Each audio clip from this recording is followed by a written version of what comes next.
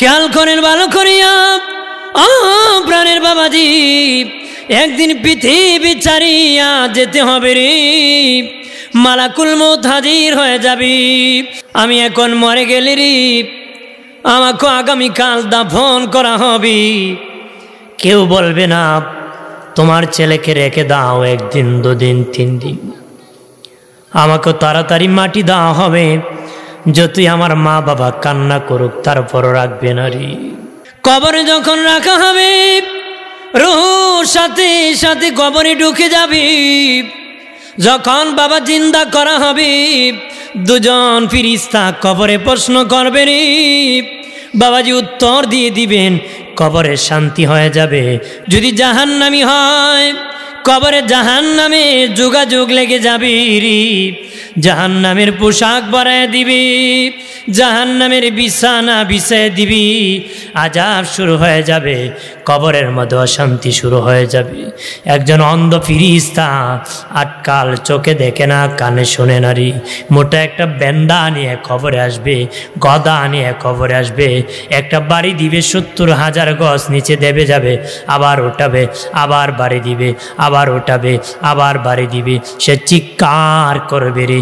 বেঈমানকে কবরে যখন রাখবে, ডান দিকের হাড় বাম দিকে যাবে, বাম দিকের হাড় ডান দিকে যাবে, চুরমার করে ফেলবে। একজন গুনাহগার কবরে গেলে কবর চাপা মারবে, ওই পরিমাণ চাপ দিবে, যেই পরিমাণ চাপ দিলে জীবনের গুনাহ কমা হয়ে যাবে, ওই পরিমাণ চাপ মেরে দিবে। আমার বানের বাবাজিরা রে, কবর সম্মানার্থী দেওয়া হয়। আমি আপনি যেদিন মরে যাব, গোসল করানো হবে রে, কাফন পরানো হবে, জানাজা হবে, তারপরে কবরে রাখা হবে। কবর কাউকে ছাড় দিবে না বাবাজি। বাবা, কবরে একা থাকতে হবে রে। বাবাজি নবী দাউদ নবী বিনয় বিনয় কান্দে। ওনার সন্তান সুলাইমান নবী বলে, বাবা কি জন্য গইভাবে কান্না করতেছেন? বাবা, আমার কয়েকটা প্রশ্নের উত্তর দাও। বলো রে, এই দুনিয়ায় দামি কোন জিনিস, ওই দুনিয়ায় কম দামি কোন জিনিস, ওই দুনিয়ায় কাছে কোন জিনিস, ওই দুনিয়ায় দূরে কোন জিনিস? সুলাইমান নবী যোগ্য পিতার যোগ্য সন্তান, ডেকে বলে, বাবা এই দুনিয়ার দামি যেটা, এটাই আবার কম দামি, যেটা কাছে এটা আবার দূরে। ডেকে বলে, বাবা মানুষ হলো দামি, মানুষের চেয়ে দামি আর কিছু নাই, মানুষের চেয়ে দামি কিছু নাই রে। 80 বছরের বাবা প্যারালাইসিস হয়ে বিছানায় পড়ে আছে। ছেলে লন্ডন থেকে খাবার পাঠাইতেছে, চিকিৎসা দিতেছে আমেরিকা নিয়ে। বাবা, ও বাবাজি, মানুষ 3 জিনিসকে বড় মায়া করে। মানুষ তার জীবনকে মায়া করে। জীবনকে ভালো রাখার জন্য মানুষ কত ডাক্তার দেখায়, কত দেশ সফর করে রে, তারপরও জীবন রক্ষা পায় না রে। দ্বিতীয়, মানুষ তার সম্পদকে মায়া করে। তৃতীয়, তার আওলাদকে মায়া করে রে। তারপরও বাবাজি এই পৃথিবী ছেড়ে চলে যেতে হবে বাবাজি। কিন্তু ওই বাবা বৃদ্ধ থাকার পরও প্যারালাইসিস হয়ে পড়ে আছে, সন্তান চিকিৎসার ব্যবস্থা করেছে, কিন্তু যেদিন মরে যাবে সেদিন চিকিৎসা দূরের কথা বাবাজি, ঘরে রাখার কথা বলবে না, তাড়াতাড়ি গোসল আর কাফনের ব্যবস্থার কথা বলবে। ইমাম যদি তাড়াতাড়ি মাইকে না বলে, মেজাজ গরম করে বহু ইমামের ইমামতি গেছে, বহু ইমামের ইমামতি গেছে, তাড়াতাড়ি করলে না, তার মানে তাড়াতাড়ি দাফন করত। মরে গেছে বাবা, জানাজা পড়বে, অথবা এটার মূল্য কমে গেছে। সুলাইমান নবী রেখে বলে, বাবা এই দুনিয়ায় দামি মানুষ, মানুষ আবার কম দামি কখন হয়? যখন তার কাছার ভিতর থেকে রুহটা বের হয়ে যায়। যখন রুহটা বের হয়ে যায়, দেহটা পরে তাকে, তখন তার কোনো মূল্য থাকে নারী। বিবি স্বামীর কাছ থেকে পলায় বা সন্তান দৌড়াতে থাকে রে, মানুষ কান্না করে। বাবাজি কেউ বলে না আমার বাবাকে দুদিন রাখবো, সন্ধ্যায় মারা গেলে সন্তান ভয় পেয়ে যায়, রাতে কেনে পাহারা দিবে রে। মসজিদের ইমামকে খুঁজে বাবা, ও বাবাজি মাদ্রাসার ছাত্রকে অর্ডার করে সারা রাত্র আমার বাবার পাশে বসে থাকবারি। এরকমভাবে মানুষ ভয় করে। কি করে? মানুষ বন্ধ করে দিয়ে যন্ত্রণা ভালো লাগে। মানুষ কি করে? ভয় করে। মাইয়িত মরে যাওয়ার পরে মানুষ আতঙ্কিত করে, ভয় করে, সে পাশে বসবে। এমনও সন্তান আছে বাবাজি খাটে মারা গেছে, খাট ফেলে দিছে, কথা হয় না, খাট উল্টাই দিছে। আমাকে তো অনেকজন বল, হুজুর রুহ নাকি আসবে, ক্ষতি নাকি করবে। হ্যাঁ মারাত্মক ক্ষতি করবে, ফলান বাড়ি ফেলায়, বাড়ি ফেলায় যাইতো না, কি কয় মতলব বাস। কিন্তু বাপে যে খাটে আসিল উল্টাই দিব। বাপে কাঠ কি? এটা হলো ধর্মের জ্ঞান না থাকার কারণে। যদি দিন শিখাতো সন্তানই কথা বলতো না, ধর্মের জ্ঞান নাই। ওদিন মানুষ কাঁদে, তার বাবা মারা গেছে, তেলাওয়াত করে, হে বসে বসে বিড়ি খায়। ও বাবা বিড়ি খাস কেন? আমার যেটাই খেয়েছি এটা করি। ওর বাপই খেয়েছি বিড়ি খাওয়ার, বাপ প্রতি মিলি টানে, মারো টান, শেষ টান, সুখ টান, নাকি কয়? এটা তো শেষে টানবো, কথা কনা। আমার বানের বাবাজি নারী, ও বাবাজি মানুষ হলো দামি, মানুষ আবার কম দামি। হযরতে সুলাইমান নবী ডেকে বলে, বাবা যেটা কাছে এটা আবার দূরে। দুনিয়ায় বাড়ির পাশে কবর খুব কাছে গো বাবা। লন্ডন থেকে কথা বলা যায়, দেখা যায়, বাড়ির পাশে কবর কোনোদিন দেখা হয় নাই। এত দূরে চলে গেছি বাবা, দুটা জগৎ, আমি একটা জগতে আছি।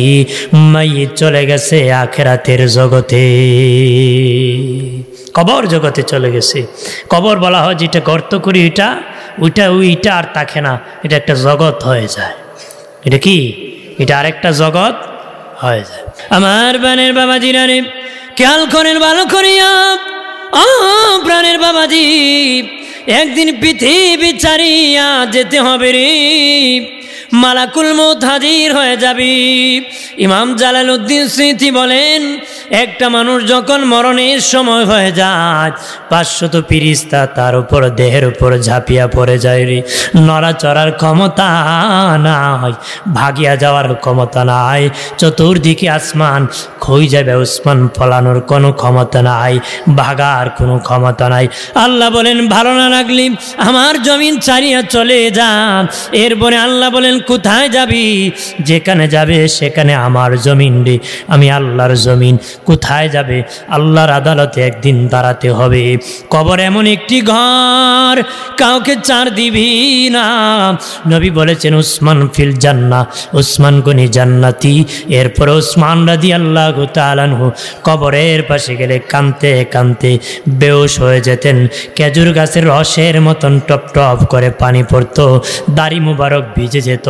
বাবাজি উসমান গনি রাদিয়াল্লাহু তাআলা আনহুকে সাহাবারা বলেন, ওগো উসমান গনি ভাই, কি জন্য এরকম কান্না করেন? উসমান গনি বলেন, শোনো রে, কবর প্রথম স্টেশন, কবর প্রথম ঘাঁটি। কবরে যে ধরা পড়ে যাবে, সব জায়গায় ধরা পড়ে যাবে।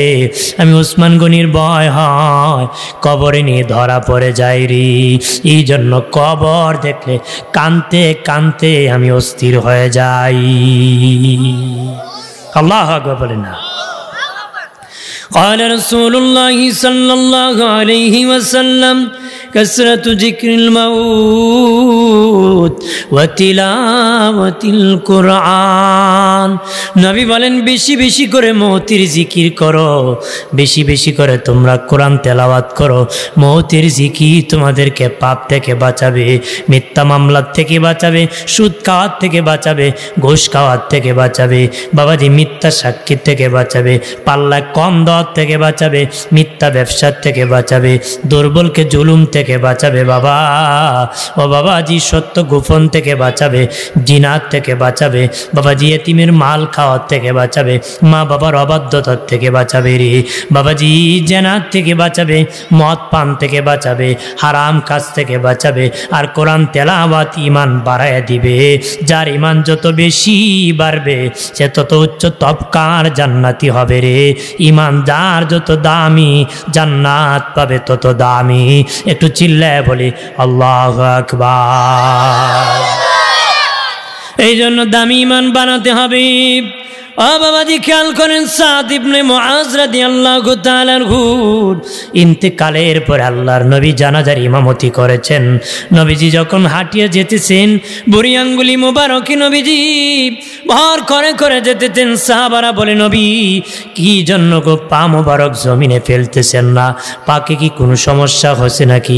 আপনি বুড়ি আঙ্গুলি মোবারকে ভর করে করে যেতেছেন কেন? মায়ের নবী বলেন, আমার সাদ ইবনে মুআজের জানাজা নামাজে এত ফিরিস্তা নাজিল হয়েছে রে, তোরা দেখোস না আমি দেখি।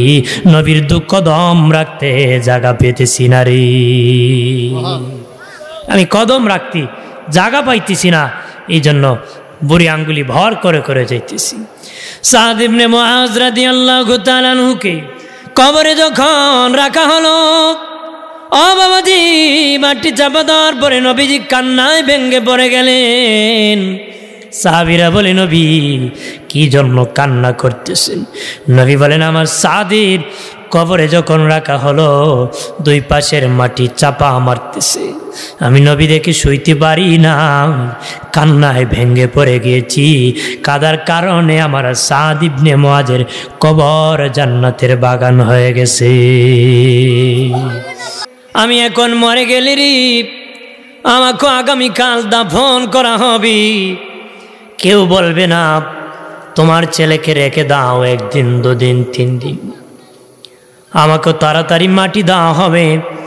যতই আমার মা বাবা কান্না করুক তারপরও রাখবে না রে।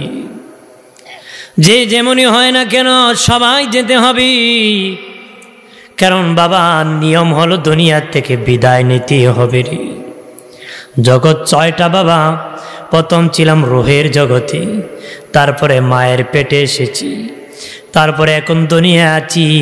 4 নম্বরে কবরে যাবরি, 5 নম্বর হাসরে উঠব। হাসরের বিচার করলে কেউ জান্নাতে যাবে, কেউ জাহান্নামে যাবে রে। চূড়ান্ত আসল বাড়ি আমাদের জান্নাতে। আসল বাড়ি কি? এই সব জগৎ একসময় খালি হবে। রুহের জগৎ খালি হবে, মায়ের পেট খালি হবে, তারপরে এই দুনিয়া খালি হবে, কবরও খালি হয়ে হাসরের মাটি উঠবে, হাসরের বিচার হয়ে ময়দান খালি হয়ে কেউ জান্নাতে যাবে, কেউ জাহান্নামে যাবে। 5 জগৎ খালি হয়ে শেষ জগৎ হলো জান্নাত আর জাহান্নাম। তাহলে স্থায়ী হলো জান্নাত। সুখ পেতে গেলে তাহলে সফলতা দুনিয়ার থেকে নিতে হবে, নাকি বলি? কবরের সামানা জোগাড় করতে হবে না? নেকি করতে হবে কি না? আমার বানের বাবা দিনারে, কবরে যখন রাখা হবে রূহ সাথে সাথে কবরে ঢুকে যাবে। যখন বাবা জিন্দা করা হবে, 2জন ফিরিস্তা কবরে প্রশ্ন করবে রে। বাবাজি উত্তর দিয়ে দিবেন, কবরের শান্তি হয়ে যাবে, কবরের সাথে জান্নাতের যোগাযোগ হয়ে যাবে, জান্নাতি পোশাক পরায় দিবে। বাবাজি দুলামিয়া যেমন বাসর ঘরে ঘুমায় যায়, আল্লাহ বলেন তোমরা ঘুমায় পড়ো। কতদিন ঘুমাবা? ইয়াউমাল কিয়ামা, কিয়ামত পর্যন্ত ঘুমাইতে থাকো, কিয়ামত পর্যন্ত ঘুমাইতে থাকো। কতদিন ঘুমাবা? কিয়ামত পর্যন্ত। আপনার কোন সুখের দিন টের পায় না, দুঃখের দিন মানুষের শেষ হয় না। যারা কবরের সুখে থাকবেন টের পাবে না। ইসরাফিল যেদিন বাঁশি বাজায় দিবে, বাবাজি মেজাজ গরম করে দাঁড়াবি, বলবে একটু আগে ঘুমাইলাম, এখনই বুঝি বাঁশি বাজায় দিল। অথচ বাবা কত বছর ঘুমাইছে আন্দাজ করতে পারবেন। সর্বশেষ যেই লোকের রূহ কবজ করা হবে, ওই লোকটা কবরে মাটির নিচে 40,000 বছর ঘুমাতে হবে। 40,000 বছর মাটির নিচে ঘুমাতে হবে। আপনাকে কত বছর ঘুমাতে হবে এটার কোনো ঠিক? আমার বানের বাবা জিরানি, যদি জাহান্নামী হয় কবরে জাহান্নামে যোগাযোগ লেগে যাবে রে, জাহান্নামের পোশাক পরায় দিবি, জাহান্নামের বিছানা বিছায় দিবি, আযাব শুরু হয়ে যাবে, কবরের মধ্যে অশান্তি শুরু হয়ে যাবে। একজন অন্ধ ফিরিস্তা আটকাল, চোখে দেখে না, কানে শোনে না রে, মোটা একটা বেন্দা নিয়ে কবরে আসবে, গদা নিয়ে কবরে আসবে, একটা বাড়ি দিবে 70,000 গজ নিচে দেবে যাবে, আবার ওঠাবে, আবার বাড়ি দিবে, আবার ওঠাবে, আবার বাড়ি দিবে। সে চিৎকার করবে রে, এমন চিৎকার করবে, নবী বলেন ওর আওয়াজ যদি পৃথিবীর মানুষ শুনতো মানুষ পাগল হয়ে যেত। জানি আর করে মমিন কবর সকলকে চাপ মারবে রে, মমিনকেও চাপ মারবে, অলিকেও চাপ মারবে, বাবাজি কাফেরকেও চাপ মারবে, কবর সবাইকে চাপা মারবে, চাপ মারবে রে, কাউকে চার দিবে না। বেঈমানকে কবরে যখন রাখবে ডান দিকের হাড় বাম দিকে যাবে, বাম দিকের হাড় ডান দিকে যাবে, চুরমার করে ফেলবে। একজন গুনাহগার কবরে গেলে কবর চাপা মারবে, ওই পরিমাণ চাপ দিবে যেই পরিমাণ চাপ দিলে জীবনের গুনাহ কমা হয়ে যাবে, ওই পরিমাণ চাপ মেরে দিবে। আল্লাহর ওলি কবরে যখন যাবে বাবাজি, মা যখন ছেলেকে কোলে উঠায় আদর করে উঠায়, বাবা এইভাবে কবরের দুই পাশের মাটি ভালোবেসে চাপ দিয়া ধরবে। কবর সবাইকে কি চাপ দিবে, কাউকে চাপ দিবে না। তাহলে কবর থেকে বাঁচতে হবে না, যখন বাঁচতে হবে আমার বানের বাবাজি নানি বাঁচতে হবে। বাবাজি খেয়াল করেন, নবী বলে রে সাহাবারা, প্রাণের সাহাবীরারে, তোমাদের সামনে কঠিন 5টা বিপদ আছে বাবা। 1 নম্বর মরণ যন্ত্রণা, 2 নম্বর কবরে মুনকার নাকি ভয়াবহ রূপ, 3 নম্বর কবরের চাপ, 4 নম্বর মিজানের পাল্লা, 5 নম্বর ফুলসিরাতের কাঠি। এই 5টা কঠিন বিপদ রয়েছে, এই ভয়াবহ মোকাবেলা করতে হবে।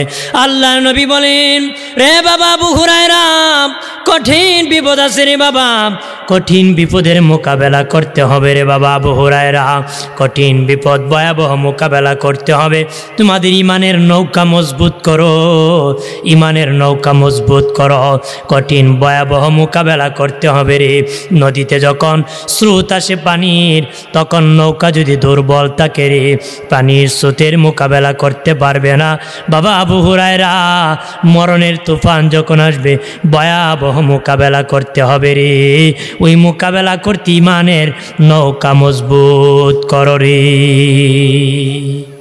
ইমানের নৌকা কি মজবুত করো, ইমানের নৌকাগুলা মজবুত করো বাবা রে আবু হুরায়রা। এই জন্য বাবাজি ইমান মজবুত করতে হবে, শক্ত করতে হবে। ইমান যদি শক্ত না থাকে বাবা, মরণের সময় বেঈমান হওয়ার সম্ভাবনা থাকে রে। সারা জীবন ইবলিস যত মেহনত করে মানুষকে পথভ্রষ্ট বানানোর জন্য, ইন্তেকালের সময় এর চেয়ে বেশি মেহনত করে বেঈমান বানানোর জন্য রে। কঠিন ভয়াবহ মোকাবেলা করতে হবে। জানিয়ে রাখো ও প্রাণের বাবাজি, নবী বলেন বাবা সাহাবীরা, কঠিন 5টা বিপদ আছে রে। 1 নম্বর মরণ যন্ত্রণা, ওই মরণ থেকে বাঁচতে গেলে তোমরা 5টা কাজ করবা। 5 বিপদ থেকে বাঁচতে গেলে 1 নম্বর মরণ থেকে যদি বাঁচতে চাও, তোমরা ফজরের নামাজ পড়বা রে। ফজর যারা পড়বে রে, মরণ সহজ হয়ে যাবে, কঠিন হবে না, সহজে আল্লাহর বান্দা ঘুমায় পড়বে। 2 নম্বর বিপদ হলো কবরে মুনকার নাকির ভয়াবহ রূপ। এরে প্রাণের বাবাজি, যদি মুনকার নাকি ভয়াবহ রূপ থেকে বাঁচতে চাও, নবী বলেন 2 নম্বর কাজ, তোমরা জোহরের নামাজ পড়বা, তাহলে ভয়াবহ মোকাবেলা করতে পারবা। 3 নম্বর হলো কবরের চাপ। নবী বলেন আসরের নামাজ যদি পড়ো, কবরের চাপ থেকে তোমরা বাঁচতে পারবা। 4 নম্বর মিজানের পাল্লা। বাবাজি সামান্য নেকি যার বেশি হবে সে জান্নাতি হয়ে যাবে, যার কম হবে সে জাহান্নামী হয়ে যাবে রে। ও বাবাজি, মিজান পাল্লা যদি বাড়ি করতে চাও, নেকির পাল্লা যদি বাড়ি করতে চাও, মাগরিবের নামাজ পড়বারে। যে মাগরিবের নামাজ পড়বে তার মিজান বাড়ি হয়ে যাবে, জান্নাতের টিকিট পেয়ে যাবে। যেই ব্যক্তি এশারের নামাজ পড়বে নবী বলেন 5 নম্বর বিপদ। ফুলসিরাতের পুল, হীরা হতে দ্বার হবে, আবর্ষা হতে অন্ধকার, চুল হতে চিকন একটা রাস্তা হবে ফুলসিরাতের পুল, সেখান দিয়ে পার হতে হবে। ওই ভয়াবহ মোকাবেলা করতে হবে, সেখানে তোমরা মোকাবেলা করতে এশারের সালাত আদায় করলে সেখানের মোকাবেলা করে জান্নাতে যেতে পারবে রে। ফুলসিরাত কেউ হামাগুড়ি দেওয়া যাবে, কেউ ঘোড়ার দৌড়ে নেওয়া যাবে, কেউ আবার বিজলির আকারে যাবে, কেউ আবার কি বিজলির আকারে যাবে, কেউ ঘোড়ার দৌড়ে নেওয়া যাবে, কেউ আবার হামাগুড়ি দেওয়া যাবে। রাস্তায় একটা গতি হবে কয়েকটা। কেন হবে রে বাবাজি? লাইটের পাওয়ার যার যত বেশি রে তার দৌড়ের গতি তত বেশি, লাইটের পাওয়ার যত বেশি তার দৌড়ের গতি তত বেশি, লাইটের পাওয়ার যত কম তার গতি তত কম। ফুলসিরাতে কে বিজলির আকারে যাবে? যার আমলে ফার্স্ট ক্লাস তার লাইটের পাওয়ার বেশি, যার আমল বেশি তার লাইটের পাওয়ার বেশি, সে বিজলির আকারে জান্নাতে চলে যাবে। আমল যার বেশি, পাওয়ার যার বেশি, অর্থাৎ আমলের উপর তার লাইট হবে। যার আমল যেমন তার লাইটের পাওয়ার তেমন, তার দৌড়ের গতি হবে তেমন। তার দৌড়ের গতি হবে কি? আমার প্রাণের বাবা জিনানি মায়ের নবী বলেন, যেই ব্যক্তি এশারে নামাজ পড়বে ফুলসিরাত পার হয়ে যাবে, জান্নাতের মেহমান হয়ে যাবে। এই 5টা মোকাবেলা করতে হবে, ভয়াবহ মোকাবেলা করে আল্লাহর জান্নাতে যেতে হবে রে। কবর ভয়াবহ জায়গা বাবাজি, কবর জিয়ারত করবা বেশি বেশি করে রে। দুনিয়ার এতিম না, এক ঘরে না পেলে আর এক ঘরে পায়। কবরের এতিম বড় এতিম, যদি বাবার জন্য সন্তান দোয়া না করে কেউ তারে দেয় না রে, সে বললি পায় না রে। দুনিয়া জিন্দা যারা আছে তারা কেউ যদি দোয়া না করি, দুনিয়ার এতিম বাবা একজন না দিলে আরেকজন দিবি, এক দ্বারে না পেলে আর এক দ্বারে যাবি। কবরে এতিম কারো কাছে যেতে পারে না রে বাবাজি। দুনিয়ায় কেউ যদি ইচ্ছা করে তার জন্য দোয়া করে তখন সে সেটা পায় রে। কবরে বসি 1000 বার কোরআন খতম করে রে, দুনিয়ার একবার সুবহান আল্লাহর সম পরিমাণও নেকি পাবে না রে, নেকি হবে না। তার মানে কবরে আর সওয়াব করার সুযোগ দুনিয়ার থেকে যদি কেউ পৌঁছায় দেয় তার কবরে যেতে পারবে। আমার প্রাণের বাবা জিনানি খেয়াল করেন ভালো করিয়া, ও প্রাণের বাবাজি, এই জন্য দোয়া বেশি বেশি করবেন, কবর জিয়ারত করবেন রে। আজকে কবর জিয়ারত বেদাত বলে বাবাজি, হারাম বলে নিষেধ করে বাবাজি, তারা হলো মুর্দার দুশ্মন রে। তারা মাইয়িতকে দুশ্মনী করে মাইয়িতের সাথে। জানি আর কোন নবী বলেছেন শেষ জামানায় পূর্ব দিক থেকে দাজ্জাল বের হবে। তার কথা শুনে মানুষ মনে করবে তার বাবা ইসলামের পথে ছিল না, সে নিজে ইসলামের পথে নাই। যে লোক বলতেছে সে একাই ইসলামের পথে আছে তারা মিথ্যাবাদী, বেঈমান। অবশ্যই আমার দাদা ইসলামের পথে ছিল, বাবা ইসলামের পথে ছিল, কারণ আমার যুগের চেয়ে আমার বাবার যুগ উত্তম, আমার বাবার যুগ থেকে আমার দাদার যুগ উত্তম। এরকম ওই দিকে যত দিক যাবেন তত উত্তম যুগ পাবেন রে। সামনে যত আসবে জাহিলিয়াত এসে যাবে, প্রদ্ভষ্টতা এসে যাবে, মিথ্যাবাদী বেড়ে যাবে রে। জানি আর মুমিন বৃহস্পতিবার দিবাগত রাত্রি জিয়ারত করা সুন্নত, রবিবার দিবাগত রাত্রি জিয়ারত করা সুন্নত, জুমার দিন জিয়ারত করা সুন্নত, লাইলাতুল কদরে কবর জিয়ারত করা সুন্নত, লাইলাতুল বরাতে জিয়ারত করা সুন্নত, 2 ঈদের দিন জিয়ারত করা সুন্নত, মাইয়িতকে দাফনের পরে জিয়ারত করা সুন্নত। বাকি যেই কোনো দিন, যেই কোনো সময়, যেই কোনো জায়গায় কবর জিয়ারত করা যায়। নবী বলেছেন বেশি বেশি করে কবর জিয়ারত করবা, করলে তোদের লাভ হবে, জিন্দারও লাভ হবে, মুর্দারও ফায়দা হবে। তোদের মরণের ভয় জারি হয়ে যাবে। সন্তান বাবার জন্য দোয়া করলে বাবারও ক্ষমা করে দিবে, সন্তানও মাফ করে দিবে। আমার বানের বাবা দিনানি আজকে কবরের পাশে জুয়া মারি, কবরের পাশে গাঁজা খায় বাবা, অনেক লোক আছে কবরের জায়গা দখল করে বাবা, জমি খাটিয়া খাটিয়ে জমির ভিতর ঢুকায়া যায়। সাবধান মুমিন, হুঁশিয়ার, আল্লাহকে ভয় করুনি, আল্লাহকে ভয় করো, কবরকে ভয় করুরি। আজকে মাটির উপরে ঘর আছে, আগামীকাল মাটির নিচে ঘর হতে পারে। আজকে কথা বলতে পারি, একটু পরে অফ হয়ে যেতে পারে। হাঁটতে পারি, হাঁটা বন্ধ হয়ে যেতে পারে। নাড়তে পারি, নাড়া বন্ধ হয়ে যেতে পারি। খাবার খেতে পারি, খাবার খাওয়া বন্ধ হয়ে যেতে পারি। নিজে নিজে খেতে পারি না, ফেরেশতারা সহযোগিতা করে বাবা। নিজে নিজে খেতে পারি না, আল্লাহর পক্ষ থেকে খাওয়ানো হয় বাবাজি। নিজে নিজে যদি খেতে পারতাম তাহলে কেউ বলতো না আমি এখন খাবার খেতে পারতেছি না। নিজে নিজে হাঁটতে পারলে বলতো না অমুক আর হাঁটতে পারে না। নিজে নিজে যদি হাত নাড়তে পারতো বলতে পারতো না আমার হাতটা প্যারালাইসিস হয়ে গেছে, আর নাড়তে পারি না রে। সব কিছু আল্লাহ সুবহানাহু ওয়া তাআলার কাছে রে। কবর সম্মানার্থে দেওয়া হয়, কবরকে সম্মান করতে হবে বাবা। গরু ছাগল বাঁধা যাবে না। অনেকে গরু ডাকে বাবা, গরু কবরের উপর বেঁধে দেয়, গরুস্থানে গোবর ফেলে দেয় বাবাজি, কবরকে সম্মান করে না রে। জানিয়া না করি অমামিন, মুসলমানের কবর দেখে এক হিন্দু মহিলা কালেমা পড়ে মুসলিম হয়ে গেছে। আল্লাহু আকবার বলেন না। ওই মহিলা বলেন আমার বাবা মারা গেছে রে, মানুষ পুরায় দিছে রে, আমার মা মারা গেছে, আগুন দিয়ে জ্বালায় দিছে, মা উলঙ্গ হয়ে গেছে, চাপ দিয়া ধরছে মানুষ, আমার মার দেহ দেখে ফেলেছে। আর মুসলমান মারা গেলে কত সম্মান, পর্দার সাথে উপর চাদর টাঙ্গাইয়া গোসল করাইতেছে, খাটিয়া উঠায়া কবরে রাখিয়া বাবা, খাটিয়া দিয়ে বাবা মাটি চাপা দিতেছে রে। কত সম্মান, কত সুন্দর ব্যবস্থা। কবর দেখে কালেমা পরে মুসলিম হয়ে গেছে। জোরে বলি আল্লাহ নবীর সাহাবী আবু যার গিফারি রাদিয়াল্লাহু তাআলা আনহু বলেন আল্লাহ নবীর সাথে আমি জান্নাতুল বাকি কবরস্থানে জিয়ারতে গিয়েছি। নবীজি আমাকে জিয়ারতে নিয়েছেন। নবী দুই হাত বাড়াইয়া জান্নাতুল বাকিতে জিয়ারত করতেছেন, চোখের পানি ছেড়ে নবী কান্না করতেছেন। কাঁদতে কাঁদতে নবী জান্নাতুল বাকিতে হাত উঠাইতে উঠাইতে এত ভরে উঠাইছে আমি আবু যার নবীর বগল মুবারক পর্যন্ত দেখতে পেয়েছি। আবু যার গিফারি কেমন সাহাবী, মায়ের নবীর কাছে বলে নবীজি 3 মাস আগে কালেমা পড়ে মুসলিম হয়েছি, বাড়িতে যাই নাই, মা বাবা বেঈমান, কালেমা পড়ে মুসলিম হয়েছি। গোস্ত রুটি কেনার মতন পয়সা ছিল না, 3 মাস ধরে জমজমের পানি খেয়ে আছি। জমজম কূপ সম্পর্কে জানতে চাই, আমার দেহ একটু দুর্বল হয় নাই।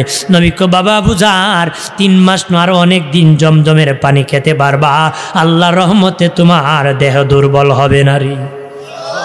কেমন কোন আবু যার, যে আবু যার গিফারি নবীর ভালোবাসা জীবনে তাকার জন্য একটা ঘর বানাইতে পারে নাই। আল্লাহর নবীর পাশে বসে আছে, জিবরিল কো নবী চাদর মুড়া দিয়ে বসে আছে, এটা আপনারা সাহাবী আবু যার না? নবী কহা তুমি কি আমার আবু যারকে চিনো নাকি? কো নবী আমি শুধু চিনি না, আসমানের সব ফেরেশতা আপনার আবু যারকে চিনে। আবু যার গিফারি রাদিয়াল্লাহু তাআলা আনহু বলেন নবী এমন দোয়া করেছে রে, জান্নাতুল বাকির সব জান্নাতি হয়ে গেছে রে। আমি আবু যার তাকে দেখলাম, জান্নাতুল বাকির মধ্যে একটা ভাঙ্গা কবর দেখা যায়। একটা ভাঙ্গা কবর যদি পাইতাম, ওই ভাঙ্গা কবরের ভিতরে আমি ঢুকে যেতাম। ঢুকে গেলে নূরের নবীর দোয়াটা আমি আবু যারের ব্যাপারে নসিব হয়ে যেত রে। আম্মা জান আয়েশা বলেন, আমাদের আম্মা জান আয়েশা সিদ্দিকা রাদিয়াল্লাহু তাআলা আনহা বলেন একই কম্বলের নিচে আমরা ঘুমাইতাম। একদিন দেখি নবী নাই, নবী আমার হুজরার মধ্যে নাই। ভাবলাম মনে হয় অন্য বিবির হুজরায় নবী আছেন। আমি তালাশ করে দেখলাম কোনো নবীর হুজরায়, কোনো বিবির হুজরায় নবী নাই।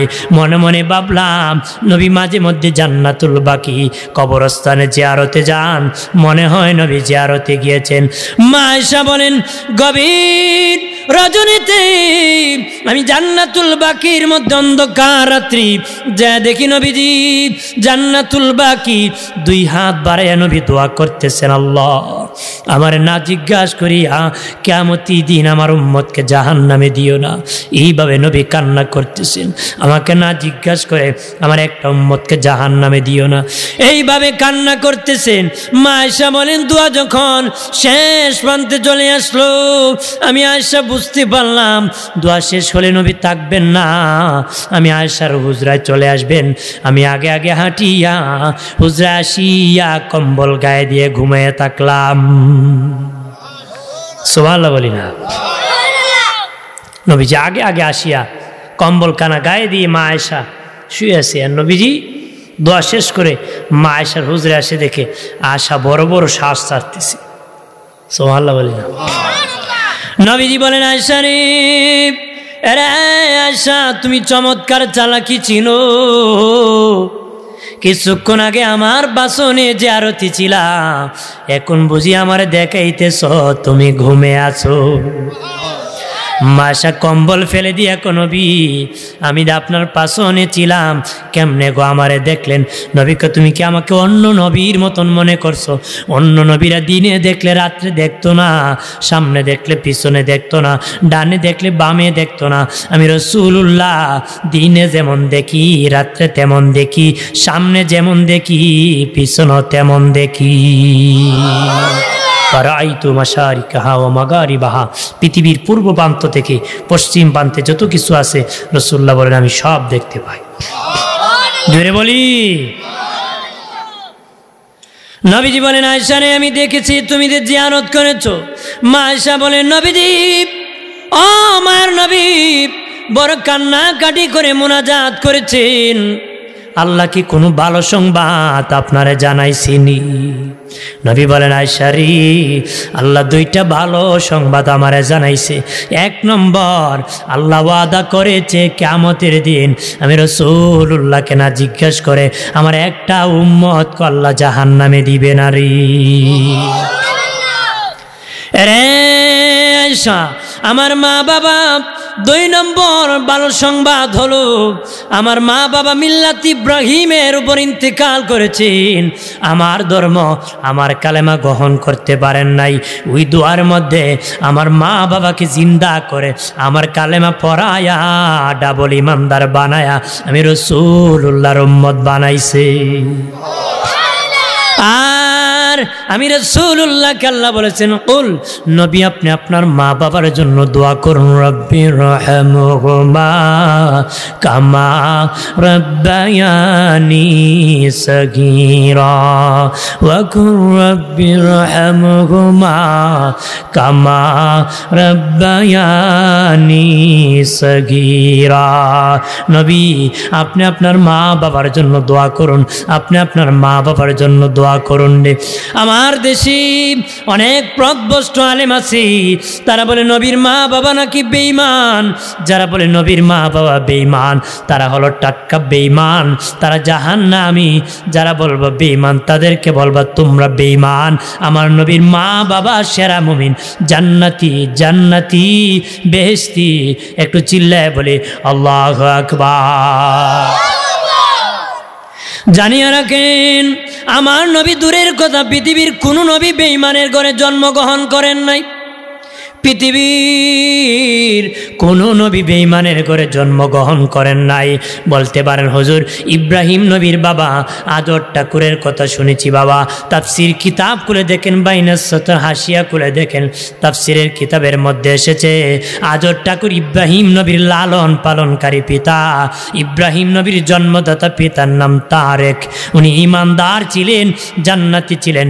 এক কথায় পৃথিবীর সব নবী ইমানদারের ঘরে আগমন করেছেন, কারণ রহমতের নবী লানতের ঘরে আসতে পারে না। সব নবী রহমতের কোলে আগমন করেছে।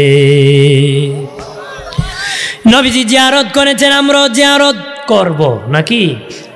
মায়া নবী জিয়ারত করেছেন, আমরাও জিয়ারত করব রে। নবীজি শিখে গিয়েছেন, আমরা সেখান থেকে শিখে জিয়ারত করব রে। কবর থেকে দলে দলে দাঁড়াতে হবে। ইসরাফিল যেদিন বাঁশি বাজাবি দলে দলে কবর থেকে দাঁড়াতে হবে। বাবাজি যেখানে থাকেন না কেন জোড়া লেগে যাবে।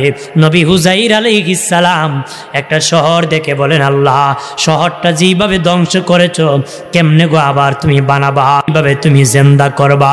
আল্লাহ বলেন, হে হুজাইর বিশ্বাস কি করো না রে? হুজাইর আলাইহিস সালাম বলে, আল্লাহ আমি বিশ্বাস করি গো মালিক, বিশ্বাস করি। যদি দেখাই তা ভালো হতো। সাথে সাথে হুজাইর নবীর ইন্তেকাল আল্লাহ দিয়ে দিছে। আমাদেরকে বানাবে এটা বোঝানোর জন্য বলতেছি। ইন্তেকালের পরে আবার কি আল্লাহ বানাবে। হুজাইর নবীর ইন্তেকাল হয়ে গিয়েছে। হুজাইর নবীর এই সময় একজন ছেলে হয়েছিল। ছেলের বয়স ছিল 10 বছর, নবীর বয়স ছিল 50 বছর।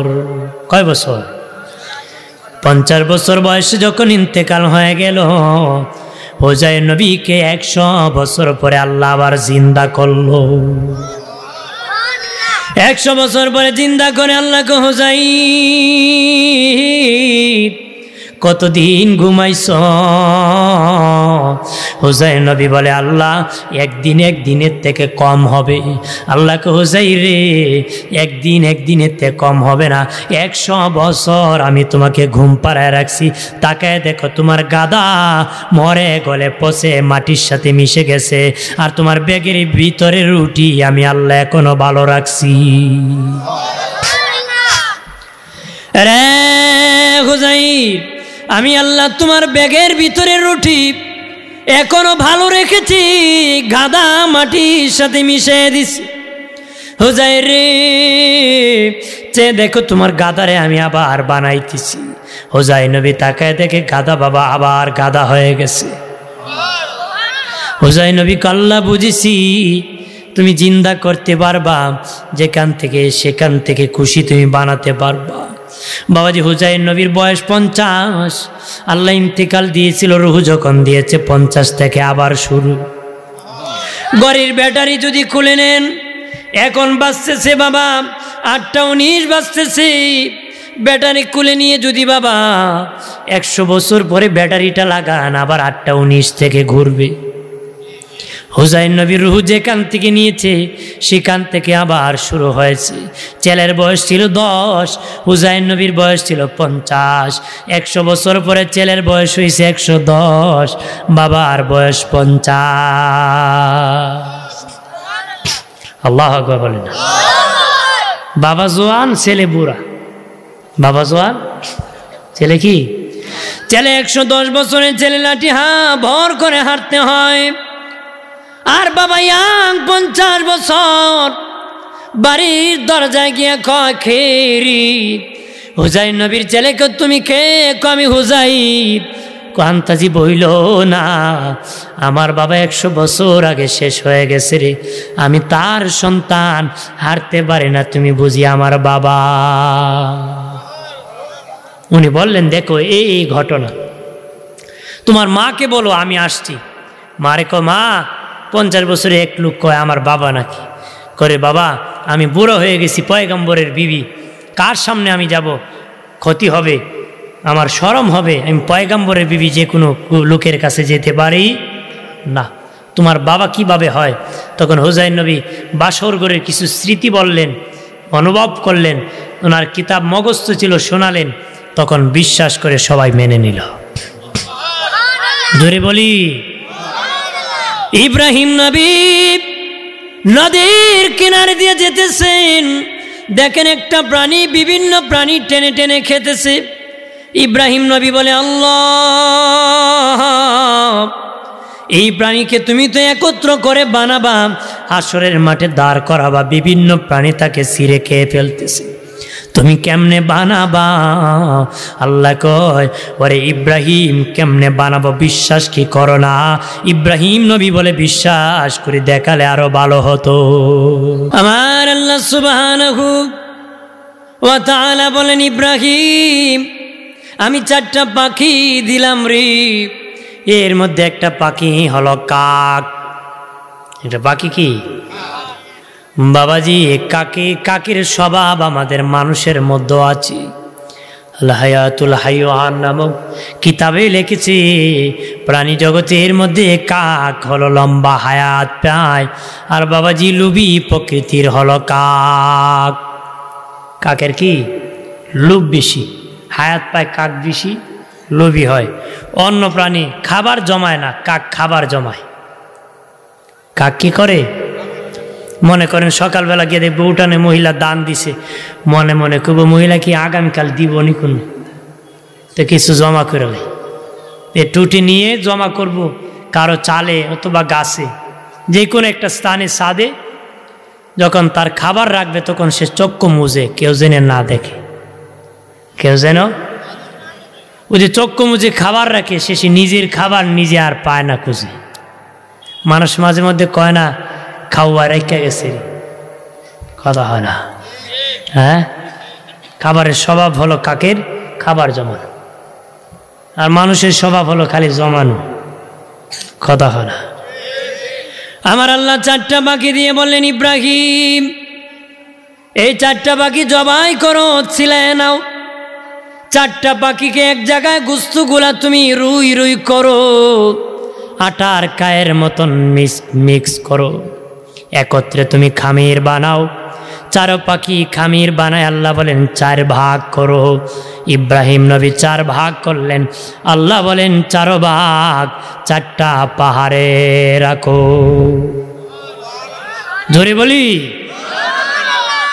4 পাহাড়ে যখন রাখা হলো, আল্লাহ বলেন ইব্রাহিম এখন কোন পাখি তুমি বানাবা, ডাক দাও। ইব্রাহিম নবী বলেন এই পাখি হয়ে যাও। কাকে ওই পাখির অংশ বাবা 4 পাহাড় থেকে দৌড়ে আসিয়া জোড়া লাগিয়া পাখি হতে দেরি হয় নাই। আল্লাহকে বিভক্ত করে আমি 4 জায়গাতে টানিয়ে একত্র করেছি। 4 অনেক প্রাণী ওই প্রাণী খেয়ে ফেলছে, কিয়ামতের দিন ওখান থেকে টেনে এনে আমি জিন্দা করব রে। জোরে বলি,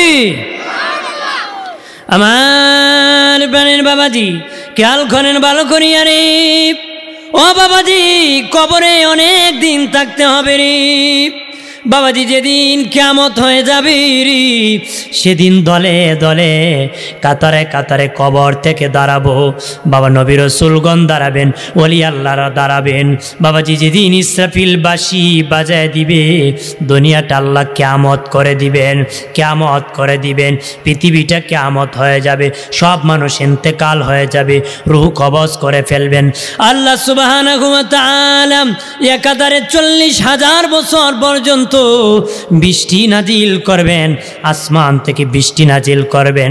এই বৃষ্টির দ্বারা পৃথিবীটা সমতল করবেন, পৃথিবীর মাটি সমান করে ফেলবেন, কাল বিল নদী নালা সবগুলা সমান করবেন। এরপরে বাবাজি মানুষের দেহ গঠন করবেন। বাবাজি এরপরে আল্লাহ বলবেন ইসরাফিল বাঁশি বাজায় দাও, হাসরের মাঠ আমি কায়েম করে দিব। ইসরাফিলের সিংহার ভিতরে সব মানুষের রুহু থাকবে বাবা। ইসরাফিলের সিংহার ভিতরে রুহু থাকবে, প্রত্যেকের নামে আসন থাকবে। ইসরাফিল বাসী যখন ফু দিবি, ওই সিংহার থেকে রুহুগুলা বের হবে, নিজ নিজ কবরে ঢুকে যাবে। মানুষ জিন্দা হইয়া আদালতে দাঁড়ায় যাবে। এদিন আসল রুহু দেওয়া হবে, এখন নকল রুহু আছে। এখন কি একটা হলো অর্ধ উপর জগতের রুহু, একটা হলো নিচের জগতের রুহু। কি জগু? একটা আমাদের রুহু একটা 7 আসমানের উপরে আছে, আর এটা হলো আপনারা দেখবেন সূর্য একটা আসমানে আছে, আছে না? সূর্য কয়টা? আমি যদি কই 2টা। আপনি দেখবেন যেই পুকুরে গাছ নাই, দুপুরবেলাকে দেখবেন এই পুকুরের নিচে দেখা যায় আরেকটা সূর্য, কথা হয় না? পুকুরের নিচে আরেকটা সূর্য দেখা যায় না? আপনার বলেন আসল সূর্য কোনটা? উপরেরটা। এটা হলো ওই সূর্যের ছায়া। ওই সূর্যের কি আমাদের রুহু আসলটা রয়ে গেছে। সেটা যেদিন হাসরের বিচার শুরু হবে, সেদিন সেই রুহু দিয়া হাসরের মাঠে ওঠানো হবে। জোরে বলি, মানুষ দলে দলে দাঁড়াবে, কাতারে কাতারে দাঁড়াবে। ও বাবাজি, তবে বাবা কারো পরনে বস্ত্র থাকবে না, কারো পরনে কাপড় থাকবে না রে। নবীদের পরনে কাপড় থাকবে না, অলিদের পরনে কাপড় থাকবে না। অলিয়া আল্লাহরা উলঙ্গ দাঁড়াবে, নারী পুরুষ উলঙ্গ দাঁড়াবে। এই কথা শুনিয়া আম্মা জান আয়েশা বিনয় বিনয় কাঁদতেছে। নবীজি, আমি আয়েশার বড় শরম লাগতেছে, আমি কেমনে গো উলঙ্গ দাঁড়াবো নবীজি। ও মায়ের নবী, আমি আয়েশা কেমন ভাবে উলঙ্গ দাঁড়াবো, আমি কিভাবে উলঙ্গ দাঁড়াবো নবীজি,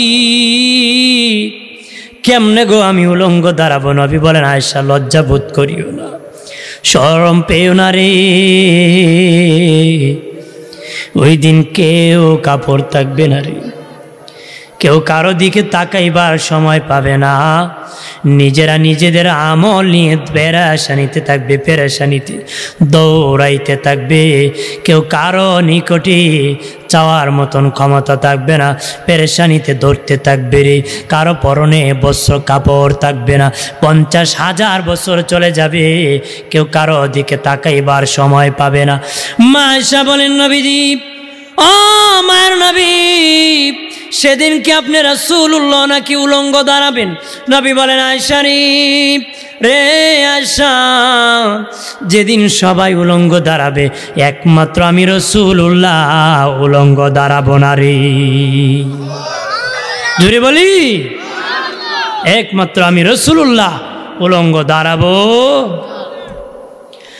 মা আয়েশা সিদ্দিকা রাদিয়াল্লাহু তাআলা আনহা বলেন, মায়ের নবী কি বলে দাঁড়াবেন? নবী বলেন, আমি হায়াতুন নবী, আমার কাফনের কাপড় হায়াতের কাপড়। ইসরাফিল বাঁশি যখন বাজায় দিবে, কাফনের কাপড় পরে আমি দাঁড়ায় যাব। জোরে বলি, নবী যখন দাঁড়াবে, জিবরিল আমিন গিয়ে নবীকে সালাম জানাবে।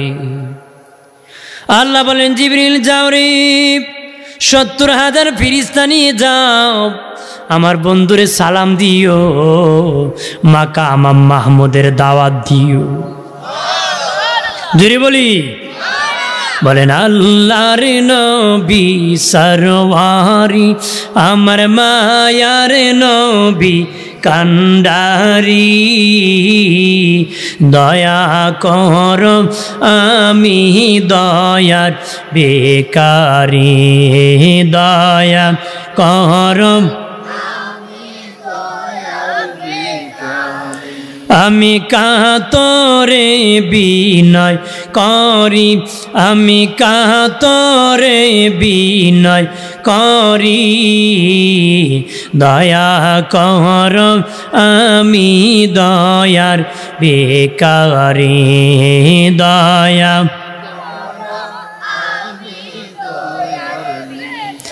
হাসরের কান্ডারি হয়া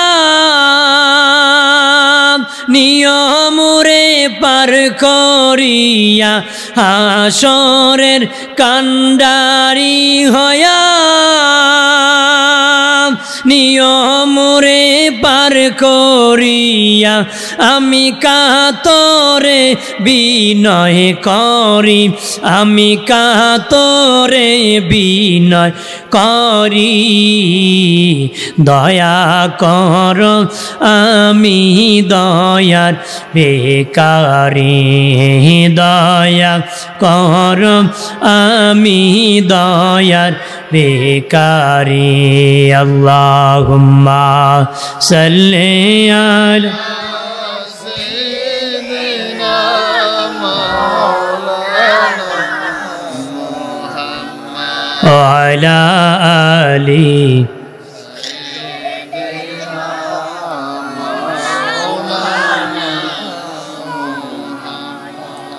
এদরাতে সে নবী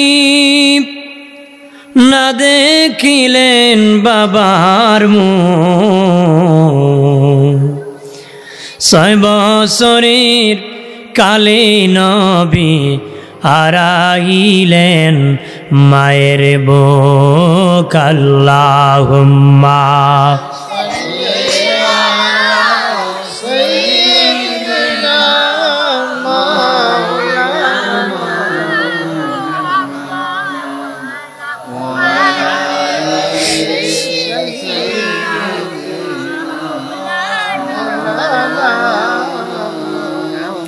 আমার বানের বাবা দিনানি খেয়াল করেন ভালো করিয়া, ও প্রাণের বাবাজি, আম্মা জান আয়েশা সিদ্দিকা রাদিয়াল্লাহু তাআলা আনহা নবীকে বলে, নবীজি কত কাতার মানুষ হবে গো,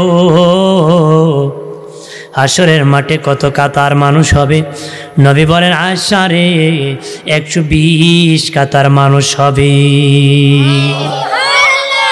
আয়েশা বলেন, নবীজি আপনার উম্মত কত কাতার হবে? নবী বলেন, আমার উম্মত 80 কাতার উম্মত হবে। কত কাতার হবে? 80 কাতার। নবী বলেছেন, ওই পরিবারে বিয়ে করবা যে পরিবারে বিয়ে করলে ছেলে মেয়ে বেশি হয়, কারণ তোদের ছেলে মেয়ে বেশি হলে আমার উম্মত বেশি হবে। সুবহানাল্লাহ বলি না?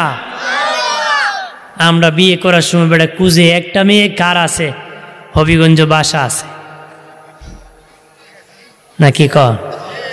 হ্যাঁ, যদি লাগিয়া যায়, কারণ এক মেয়ে বেড়ার বাসা তো এরই, এর শ্বশুর তো কষ্ট করে একটা বইছিলে, একটাও পারে না, কথা হয় না। এই বাসা পেয়ে লাভ আছে? বংশ যদি শেষ হয়ে যায়, বাসার মূল্য আছে? হ্যাঁ। আমার বানের বাবা দিনানি মা আয়েশা সিদ্দিকা বললেন, নবীজি আপনার উম্মত আপনি কিভাবে চিনবেন? নবীজি বলেন, আয়েশা রে 3 পরিচয় আমি চিনব। এক পরিচয় হলো আমার উম্মতের কপাল থেকে নূর চমকাবে,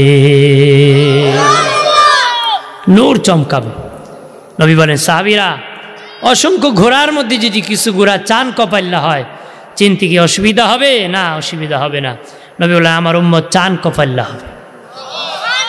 জোরে বলি, তাদের কপাল থেকে নূর চমকাবে।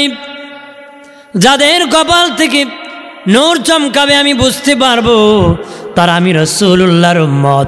এটা 1 নম্বর পরিচয়। একটু চিল্লায় বলে আল্লাহু আকবার। 2 নম্বর পরিচয়, আমার উম্মতের আমল নামা ডান হাতে হবে, ডান হাতে হবে রে। যাদের আমল নামা ডান হাতে হবে তারা আমি রাসূলুল্লাহর উম্মত, এটা আমার উম্মতের পরিচয়। 3 নম্বর পরিচয়, আমার অনেক শিশু উম্মত মারা গেছে, কিয়ামতের দিন তারা যাদের সামনে দৌড়াদৌড়ি করবে তারা আমি রাসূলুল্লাহর উম্মত। নবীজি বলেন, এরে আমার উম্মতেরা, তোমাদের শিশু সন্তান যদি মারা যায়, তোমরা যদি সবুর করতে পারো, ধৈর্য ধারণ করতে পারো, এই বাচ্চার উসিলায় মা বাবাকে জান্নাতি বানাবে। এই কথা শুনিয়া আম্মা জান আয়েশা সিদ্দিকা রাদিয়াল্লাহু তাআলা আনহা চোখের পানি ছেড়ে, নবী আমার তো আল্লাহ একটা সন্তানও দিল না, একটা সন্তান যদি যেত মরে যেত গো নবী, ওই বাচ্চার উসিলায় আমি আয়েশা জান্নাত পেতাম। নবী আয়েশা চিন্তা করিও না, তোমাকে তো আল্লাহ সন্তান দেয় না, তারপর তুমি সবুর করেছো, ধৈর্য ধারণ করেছো, ওই ধৈর্য আমি রাসূলুল্লাহর দরবারে জান্নাতে তোমাকে পৌঁছাবে। এই সবুর তোমাকে আমি রাসূলের কাছে পৌঁছায় দিবে। সুবহানাল্লাহ বলি না? আমার বানের বাবা দিরানি 5টা প্রশ্ন করা হবে ময়দানে হাসরে। 5 প্রশ্নের উত্তর বনি আদম সন্তান যতক্ষণ দিবে না ততক্ষণ 1 ইঞ্চি নড়াচড়া করতে পারবে না রে। যতক্ষণ বনি আদম সন্তান 5টা প্রশ্নের উত্তর দিতে পারবে না, 1 ইঞ্চি নড়াচড়া করতে পারবে না। কত মানুষ দাঁড়াবে? নবী বলেন, পাহাড়ে ঘাস যেমন ঘন হয়ে দাঁড়ায়, মানুষ তেমনি দাঁড়াবে। মানুষ জায়গা হবে না, আল্লাহ কুদরতি হাতে টান মেরে হাসরটাকে ডাবল প্রশস্ত করে দিবেন। তারপরে এত মানুষ দাঁড়াবে, 2 পা রাখতে যত জায়গা এর বেশি কেউ জায়গা পাবে না রে। এর বেশি কি? তোমার মাইক আমার যন্ত্রণা করতেছি রে ভাই।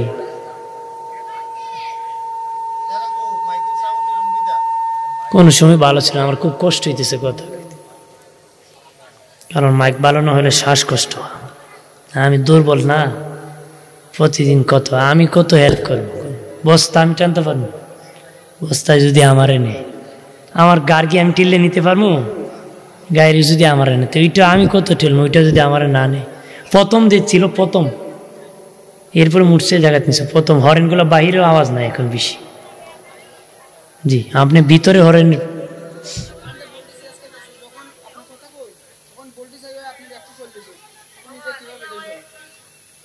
ভোল্টেজ ঠিক করবা না, কমাও। আমি কথা বলে বাড়বো কমবো কেন? নিয়ন্ত্রণ করো নাই?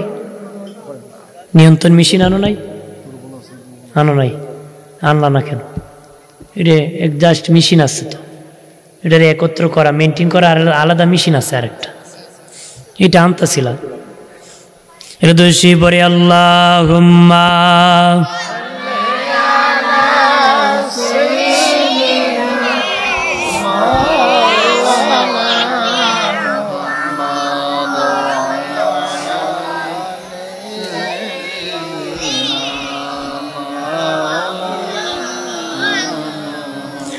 আমার বানের বাবা দিনারি 5টা প্রশ্ন করা হবে। 1 নম্বর প্রশ্ন হলো তোমার জীবন কোন পথে চালাইছো হিসাব দাও। আমি আর কয়েক মিনিট করবো, আমি আরেক জায়গায় যাই, আর কয়েক মিনিট বলে আমি দোয়া করে ফেলবো, এর ভিতরে শুনে নেন মাইক জাহান্নামে যাক। 1 নম্বর হলো বাবাজি, জীবন কোন পথে চালাইছো হিসাব দাও। 2 নম্বর পরিচয়, যৌবন কাল কোন পথে চালাইছো হিসাব দাও। বাবা জীবনের ভিতরে যৌবন কাল আছে, কিন্তু আল্লাহ বিশেষ করে আবার বলবে যৌবন কাল কোন পথে চালাইছো হিসাব দাও। 3 নম্বর আল্লাহ বলবেন হাল ইনকাম দে করেছ হালাল পথে না হারাম পথে হিসাব দাও। 4 নম্বর আবার বলবে খরচ দে করেছ হালাল পথে না হারাম পথে হিসাব দাও। 5 নম্বর আল্লাহ বলবেন তুমি যতটুক জেনেছিলে পালন কতটুক করেছিলে রে। এই 5টার উত্তর যারা দিবি তারা নাজাত পেয়ে যাবে। সুবহানাল্লাহ বলি না? জোরে বলি। ভাইরা আমার খেয়াল করেন, ও বাবাজি ভালোভাবে খেয়াল করো রে। ও দুস্থ বুজুর্গরা, ময়দান কঠিন হাসর রে। আদম থেকে ঈসা পর্যন্ত নাফসি নাফসি বলবি। নবী মুসা নবীর কথা বলতেছে, নবী বলেন মুসার মতন জলিল কদর পয়গম্বর আরশের খাম্বায় দরিয়া বলবে আল্লাহ আমারে বাঁচাও। বলবে কি? আল্লাহ আমারে বাঁচাও, আমারে বাঁচাও। কি বলবে? আল্লাহ আমারে বাঁচাও, আমারে বাঁচাও। মুসার মতন পয়গম্বর কান্না করে বলবে না আল্লাহ আমার মারে বাঁচাও, বলবে না আমার বাবারে বাঁচাও, বলবে না আল্লাহ আমার উম্মত রে বাঁচাও। মুসার মতন পয়গম্বর বলবে আল্লাহ আমারে বাঁচাও।